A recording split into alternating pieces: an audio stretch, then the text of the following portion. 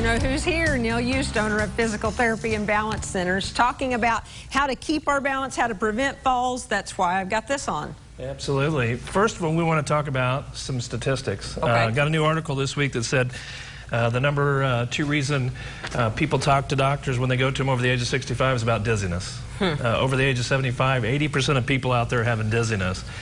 So it's huge. We'll talk about what dizziness is here in a minute, but what loved ones need to know is how to identify, are they at risk for falls? Are they having balance issues? Or are they having weakness? And so we have a clip they'll play, but if someone's holding on to furniture when they're walking, if they're falling backwards, losing their balance, like someone you know recently did that, to having difficulty getting in and out of a chair or car, those are people that are really at risk, and if they fall, they're going to break that hip, break the arm, tear a rotator cuff, and so we want to be able to identify those and help loved ones out there identify their family members so they don't have to fall. And so then, you know, some of the things we look at then too are what's dizziness. And so there's kind of 5 types of dizziness we talk about with our patients.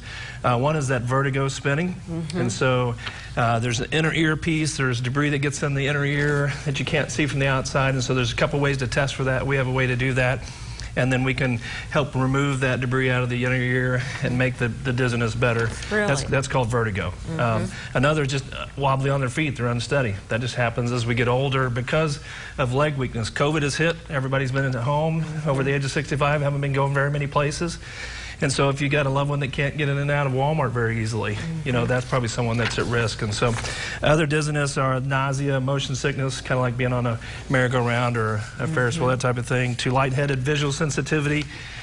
We have those that have behavior, so they've had a fall in the past. So they're fearful of falling, so they're anxious, so they don't get up, they don't do things. Then they get weaker, and then when they need to get up, then they have that risk of fall. And so come to treatment, come to the office in Joplin, Webb City, and Nevada, where we treat patients. In Joplin, Webb City, we have the harness system, and so we have overhead rails that we would hook her up to from the back, that would hook up, and so she couldn't fall. And then we do all kinds of treatments. I brought one today that's a simple one that we do. I love this one. That we're gonna. I wanted to spread them out further to make you... I know. I kicked them all back in closer. He had this all spread way out, and I'm in heels, so I'm going to try to do this. So this is something that you do to help find out how they're doing with their balance and dizziness. And a treatment in that, it's kind of that, instead of hand-eye coordination, it's foot-eye coordination. And so they're always stepping up on curbs or on steps or over their cat or dog at their home. And so this is just one way to work on that. So we're going to make you do that. Okay, so when it lights up, I tap it, right? Right. You're going to sidestep. Tap that one. So you want me to do these 2 feet for this one, right? Correct. They're even all colors. These are far apart, Neil. I know, it could have been further. We spread them out. Thank goodness I moved them a little bit. So this is something that you can do, and you can test, and you can also find out. When is it going to stop, right? Yeah. When is it going to stop, Neil? I'll turn it off.